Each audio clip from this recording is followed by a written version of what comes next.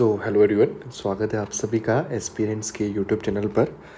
जैसा कि आप सभी को पता है कि हम लोग ऑलरेडी 2 क्लासेस जो है वो कंप्लीट कर चुके हैं, है ना।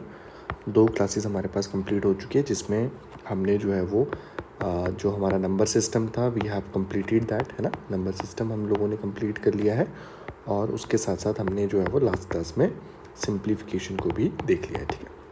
तो आई होप कि दोनों ही चीज़ें आप लोगों की क्लियर हो गई होगी, और अगर कोई ऐसे सच आपको डाउट है तो वो भी आप जो है वो ज़रूर कमेंट बॉक्स में बता सकते हैं। आज की इस क्लास में हम लोग जो है वो रेशियो एंड परसेंटेज के, ठीक है, आज की इस क्लास में एक सेकेंड, आज की इस क्लास में हम लोग क्या करेंगे, रेशियो और जो परसेंटेज है उसके बेसिक्स को हम लोग डिस्कस करने वाले हैं ना। इसके बेसिक्स को आज हम लोग जो है वो डिस्कस करने वाले हैं।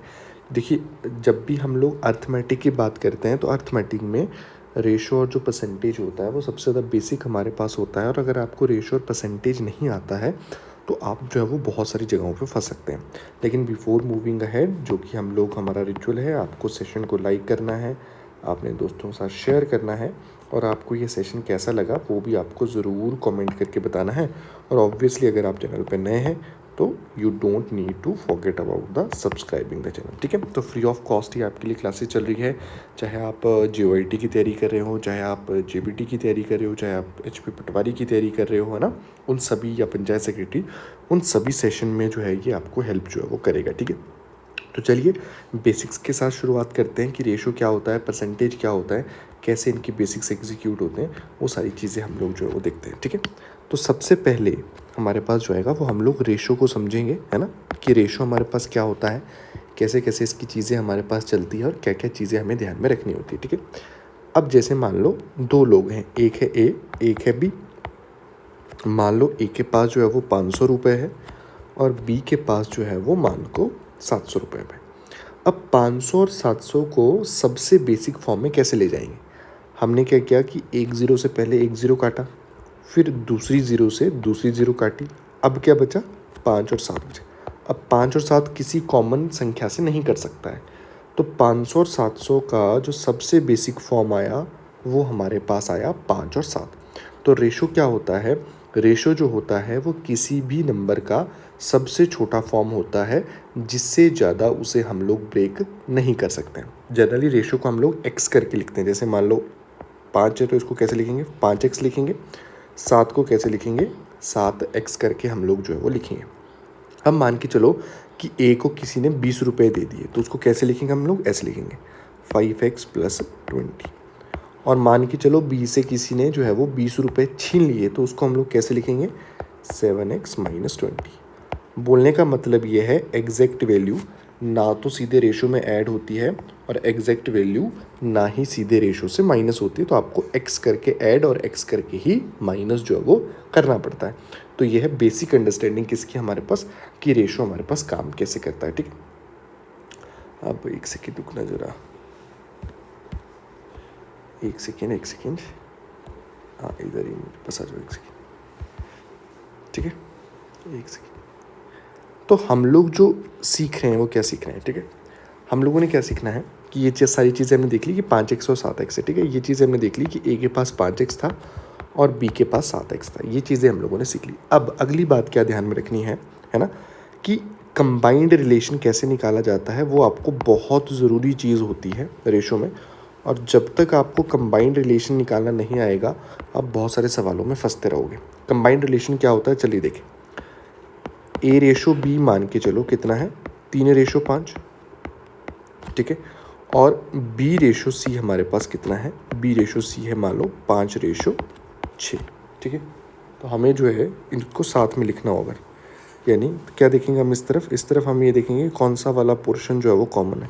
तो इस तरफ अगर हम देखें तो B वाला पोर्शन कॉमन है, तो हमें इस तरफ भी जो B वाला पोर्शन है वो कॉमन करना होगा। तो हम लोग कैसे लिखेंगे, A/B/C, ठीक है। अगर हम देखें B वाला पोर्शन ऑलरेडी ही कॉमन हमारे पास है, ऊपर भी B5 है और नीचे भी B5 है, तो इसको डायरेक्टली हम लोग कैसे लिख सकते हैं, 3/5/6 के फॉर्म में लिख सकते हैं। पर अगर ये बराबर ना होता, जैसे मान लो A/B हमारे पास होता 3/5 और B/C हमारे पास जो होता वो होता कितना, 10 मान लो 7। अब हमें कंबाइन करना होता, यानी अब लिखना होता a ratio b ratio c। ठीक है, अब देखो नीचे भी 10 है, ऊपर भी 5 है, तो हम लोग क्या करेंगे, ऊपर वाले b को 10 बना देंगे। कैसे? 2 से मल्टीप्लाई करके। तो a कितना हो गया, 3 गुणा 2 6, b कितना हो गया, 5 गुणा 2 10, और c कितना हो गया हमारे पास 7। तो हमारे पास इस तरीके से भी कंबाइंड रिलेशन आ सकता है। पर एक और तरीका है, मान लो अगर इस तरीके से होता है हमारे पास, जैसे a रेशो b है 3 रेशो 5, और b रेशो c कितना है, मान लो 4 रेशो 7। अब देखो फिर से मुझे b को कॉमन करना है, पर अब तो कॉमन करने के लिए कोई ऑप्शन ही नहीं है, ना तो मैं 5 को 4 बना सकता हूँ, ना मैं 4 को 5 बना सकता हूँ। तो क्या करूँगा, निचले वाले b से मैं ऊपर मल्टीप्लाई करूँगा, और ऊपर वाले b से मैं नीचे मल्टीप्लाई करूँगा और बराबर बना दूंगा। 3 गुणा 4 कितना हो गया, 12। 5 गुणा 4 कितना हो गया, 20, है ना। वही देखो 4 गुणा 5 कितना हो गया, 20, और 7 गुणा 5 कितना हो गया, 35। तो ये हमारे पास रेशो जो है वो बन के जाता है। तो ये तीनों ही तरीके जो है वो कंबाइंड रिलेशन के निकालने आपको आने चाहिए, क्योंकि आपसे जो है वो पूछे जा सकते हैं। इनफैक्ट पूछे भी ना जाए तो आपके पास आगे जो है वो क्वेश्चंस में ये लगेंगे। ठीक है, चलो अब हम लोग नेक्स्ट पे अगर बढ़े, ठीक है, और देखेंगे क्या क्या चीज़ें हमारे पास और रहती है इसमें। अगर रेशो इस फॉर्म में हो, जैसे मान लो ये है a रेशो b, हमने कितना कर दिया 1/3 रेशो 2/3। अब देखो इसको थोड़ा सा मैं थोड़ा सा चेंज कर देता हूँ, रुक जाओ। मान लो मैं रेशो कैसे लिखूँ, 1/4 रेशो 2/5 ऐसे लिख देता हूँ। अब रेशो ऐसे देखने की आदत नहीं है, मतलब रेशो कभी भी बटे में नहीं होना चाहिए आपके पास, रेशो सीधा रहना चाहिए। तो आपने उस चीज़ को सॉल्व करने के लिए देखो मैं 2 तरीके आपको बता रहा हूँ। पहला तरीका क्रॉस मल्टीप्लाई करो, 5 एकम 5, एक सेकेंड, ठीक है। पहला तरीका हमारे पास क्या आ जाएगा, जैसे मान लो ये a रेशो b है और मैं लिख रहा हूँ मान लो ऐसे 1/4 एंड 2/5। पहला ऑप्शन क्या है, आप इसको क्रॉस मल्टीप्लाई करो। 5 एकम कितना हो जाएगा 5, 4 गुणा 2 कितना हो जाएगा 8। एक तरीका तो ये है ना। एक और तरीका देखो, एक और मैं आपको एग्जांपल दे देता हूँ, 1/6 रेशो 2/3। मान लो इसको सिंप्लीफाई करना है, क्रॉस मल्टीप्लाई करो, 3 एकम 3, 6 दूनी कितना हो जाएगा 12। ठीक है, 3 और 12 का और छोटा हो सकता है 1 और 4, है ना। 3 एकम 3, 3 चौके 12। तो वैसे भी हमारे पास उत्तर आ सकता है। अदरवाइज़ आप क्या भी कर सकते हो, देखो अदरवाइज़ आप क्या भी कर सकते हो, 1/4 रेशो 1/4, हाँ रेशो 2/5 है ना। तो आप क्या करो, 4 और 5 का एलसीएम लो। 4 और 5 का एलसीएम कितना आ जाएगा 20। 20 से क्या करो आप न्यूमरेटर को गुणा कर दो। ठीक है, देखो 4 से काटोगे 5 आएगा, और 5 से काटोगे 4 आएगा, 4 दूनी 8। तो वही आंसर आ गया। ठीक है, वैसे ही देखो दूसरा भी जो हमने लिखा है, क्या लिखा है इसमें हमने 1/6 रेशो 2/3। ठीक है, तो 6 और 3 का एलसीएम 6 ही हो जाएगा, 6 से गुणा कर दो, 6 से 6 कट गया, है ना। क्या था वो हमारे पास, एक सेकेंड, ये मीटर आया थोड़ा सा, क्या था ये 1/6 रेशो 2/3, है ना। तो 6 से मल्टीप्लाई कर देंगे, 6 से कटा 1 ही रहा, 3 से काटेंगे 2, 2 दूनी 4, तो वही हमारे पास आया था 1/4। तो ये सारे तरीके आपको रेशो में निकालने को आने चाहिए कि रेशो को कैसे लिखा जाता है ना। जैसे आपको कंबाइंड रिलेशन क्या है, कैसे रेशो को रिप्रेजेंट किया जाता है, सिंप्लीफाई कैसे किया जाता है रेशो को, वो आना चाहिए। अगर मान लो इस तरीके से हो, जैसे देखो अगर मान लो हमारे पास चीज़ें जो है वो किस तरीके से हो, इस तरीके से हो कि मान लो सीधा ही ऐसे आ जाए कि 2a/3 is equal to 4b/5 is equal to 3b/6 लिख लो मान लो। ठीक है, ये 6 रुक जाओ, 6 नहीं, मैं इसको 4 लिख देता हूँ। ठीक है, अब देखो जिस भी वेरिएबल के डिनोमिनेटर में जो होता है ना, जब भी हमारे पास चीज़ें इक्वल टू में होती है ना, जब भी हमारे पास चीज़ें ऐसे इक्वल टू में होती है, तो जिस भी वेरिएबल के डिनोमिनेटर में जो होता है वही उसका रेशो होता है। बस कंडीशन ये होती है कि उसके न्यूमरेटर में कुछ नहीं होना चाहिए, मतलब उसमें अंश में कुछ नहीं होना चाहिए, और अगर कुछ है तो एलसीएम लेके उसे एलिमिनेट कर दो। जैसे 2 है, इधर 4 है, इधर 3 है, तो हम लोग अगर देखें तो इनके एलसीएम क्या आ जाएगा, 12 आ जाएगा हमारे पास, है ना। 4 का मल्टीपल 4 एकम 4, 4 दूनी 8, 4 3 12, 12 सबसे कट जाएगा। तो हम लोग क्या करेंगे, 12 से डिनोमिनेटर को गुणा कर देंगे, 2 छिके 12, 4 3 12, 3 चौके 12। तो कितना हो गया, a/18, b/15, C/16। और अगर कोई बोले कि रेशो बोलो इनका, तो रेशो भी यही हो जाएगा, A/B/C कितना हो जाएगा, 18/15/16, यही इनका रेशो भी हो जाएगा। ठीक है, तो ये गेम रही हमारे पास कि रेशो कैसे लिखा जाता है, क्या क्या चीज़ें इसमें रहती हैं। अब बहुत सारी चीज़ें होती है ना रेशो में, अलग अलग टाइप के सवाल आते हैं, इनकम वाले आते हैं, एक्सपेंडिचर वाले आते हैं, सेविंग वाले आते हैं, और भी बहुत सारे टाइप्स के सवाल रहते हैं, पर बेसिक रेशो मैंने आपको समझा दिया है। ठीक है, आइए अब हम लोग जो सीखेंगे है ना, अब हम लोग जो सीखेंगे वो हम लोग सीखेंगे परसेंटेज को। ठीक है, किसको देखेंगे, परसेंटेज। परसेंटेज का जो मतलब होता है वो होता है बटे 100। ठीक है, परसेंटेज का मतलब क्या होता है हमारे पास, परसेंटेज का जो मतलब होता है वो हमारे पास होता है बटे 100। अब इसको समझने के लिए चलिए एक एग्जांपल लेते हैं। ए की वैल्यू मैंने 50 ले ली और बी की वैल्यू मैंने 40 ले ली, और पहला सवाल है ए बी का कितना फीसदी है। ए इज़, तो मिट रहा है ना, रुक जाओ थोड़ा सा, ठीक है। ए की वैल्यू को मैंने 50 लिखा और बी की वैल्यू को मैंने 40 लिया, और जो पहला सवाल है वो है ये, ए बी का कितना परसेंट है। A is what percentage of b. ये सवाल क्या है कि ए बी का कितना फीसदी है। अब जिसकी बात होती है उसे हम लोग अंश में लिखते हैं, जिससे कंपैरिजन होता है उसे हम लोग हर में लिखते हैं, और परसेंटेज निकालने के लिए 100 से गुणा किया जाता है। क्या बोला है, a is what percent of b, a b का कितना फीसदी है। तो बात किसकी हो रही है, ए की। कंपैरिजन किससे हो रहा है, बी से, और परसेंटेज के लिए हमने क्या किया, गुणा 100। ठीक है, तो जिसकी बात होती है उसे अंश में लिखते हैं, जिससे कंपैरिजन होता है उसे हर में लिखते हैं, और परसेंटेज के लिए गुणा 100 करते हैं। तो 20 दूना 40, 20 पंजे 100, 2 एकम 2, 25 दूना 50, 25 पंजे 125। तो आप बोलेंगे ए बी का 125% है। ठीक है, दूसरा सवाल क्या है, B is what percent of A. B A का कितना फीसदी है। इस बार बात हो रही है बी की, कंपैरिजन हो रहा है ए से, और परसेंटेज के लिए लिखेंगे गुणा 100।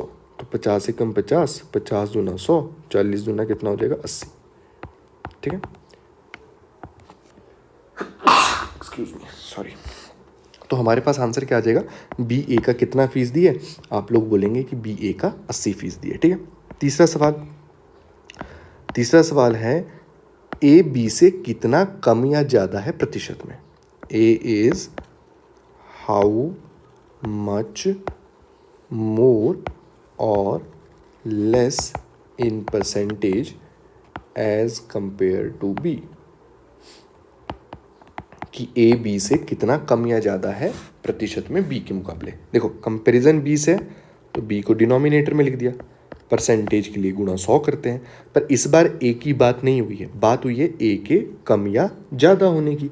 तो 50-40 से क्या है, ज़्यादा है।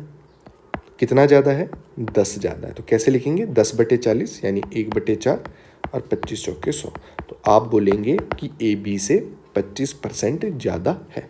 लास्ट सवाल अगर मैं देखूं कि b is what percent more और less as compare to a, कि बी जो है वो ए की तुलना में कितना कम या ज़्यादा है प्रतिशत में। ठीक है, तो इस बार कंपैरिजन किससे है, ए से, परसेंटेज के लिए गुणा 100, और बात हुई है बी के कम या ज़्यादा होने की।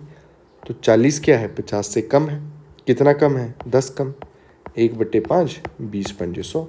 तो हम लोग बोलेंगे कि 20% जो है वो कम हमारे पास है। ठीक है, तो ये कुछ बेसिक्स हमारे पास जो है वो चीज़ें रहती है। ठीक है, अब हम लोग जो सीखेंगे वो सीखेंगे परसेंटेज टू फ्रैक्शन। आपको याद होनी चाहिए। अब जो भी चीज़ें मैं लिखूंगा ये आपको क्या रहनी चाहिए, याद रहनी चाहिए। ठीक है, निकालना भी दिखाऊंगा, फिर बाकी फिर आपने याद भी रखनी है इसको। ठीक है, जैसे कोई आपको बोले 10%, 10% का मतलब होता है 10/100 यानी 1/10। 20% का मतलब कितना होता है, 20% का मतलब होता है 20/100 यानी 1/5, है ना। 30% का मतलब कितना हो गया, 30% का मतलब हो गया 30/100 यानी कितना हुआ, 3/10। 40% अगर हम देखें तो इसका मतलब क्या होता है, इसका मतलब होता है 40/100, 20 दूना 40, 20 पंजे 100, है ना। ये हो गया हमारे पास। 60% ले लो अगर हम लोग, तो क्या होता है इसका मतलब 60/100 यानी 20 3 60, 20 पंजे 100, मैं अगर 80% लिख लूँ तो इसका मतलब क्या हुआ, 80/100, 20 चौके 80, 20 पंजे 100, है ना। अब मैं डायरेक्ट लिख रहा हूँ, ठीक है। अब देखो, अगर आपसे कोई पूछे 12.5%, इसका मतलब होता है 1/8। 14.28%, है ना, 14.28%, इसका मतलब होता है 1/7। 16.66%, है ना, 1/6। मल्टीप्लाई करो, 100 के सबसे नज़दीक जाओ। देखो 12 × 6 96, 14 × 7 98, 16 × 6 96, तो सबसे नज़दीक जैसे ही आप 100 के पास जाएंगे वही आंसर हमारे पास होता है। 25% क्या होता है, 1/4 होता है। या जैसे 33.33%, ये कितना होता है हमारे पास, ये हमारे पास 1/3 होता है। 66.66%, ये कितना होता है हमारे पास, ये 2/3 हमारे पास होता है ना। या अगर हम लोग देखें, ये सारी चीज़ें हमने लोगों ने देख ली है। फिर अगर हम लोग इसमें और क्या, 11.11% कई बार पूछ लिया जाता है, ये 1/9 होता है ना। 37.5% भी कई बार पूछ लिया जाता है, ये 3/8 हमारे पास होता है। तो ये है परसेंटेज टू फ्रैक्शन कन्वर्जन। या जैसे मान लो 14 सही 2/7%, ये कितना होता है, 1/7।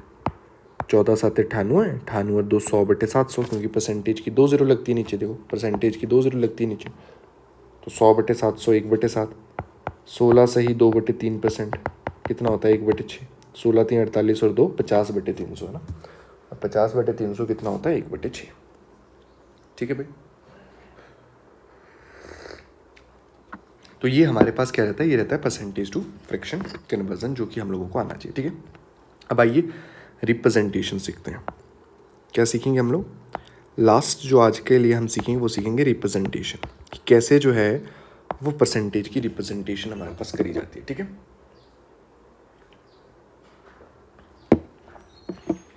देखो लिखने के तरीके हैं। मैंने बोला A इज़ 40% ऑफ B, इसको कैसे लिखेंगे। फिर मैंने लिखा A is 40% more than B, इसको कैसे लिखेंगे।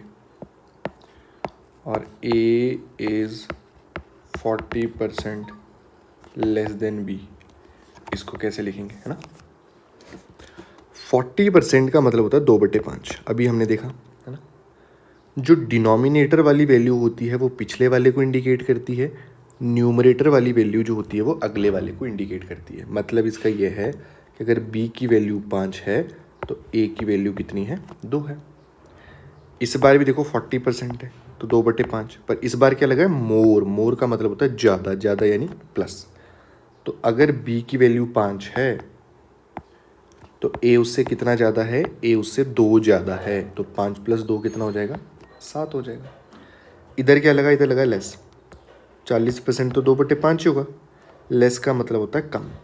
मतलब अगर B की वैल्यू 5 है तो A जो है उससे 2 कम है, यानी कितना है, A की वैल्यू 3 हमारे पास आ जाएगी। ठीक है, अब अगर आपको ये सारी चीज़ें समझ आ गई है, ठीक है, तो आपने मुझे किस बात का आंसर करना है वो मैं आपको बता रहा हूँ। ठीक है, आपने मुझे बताना है कि अगर ऐसा लिखा है A इज़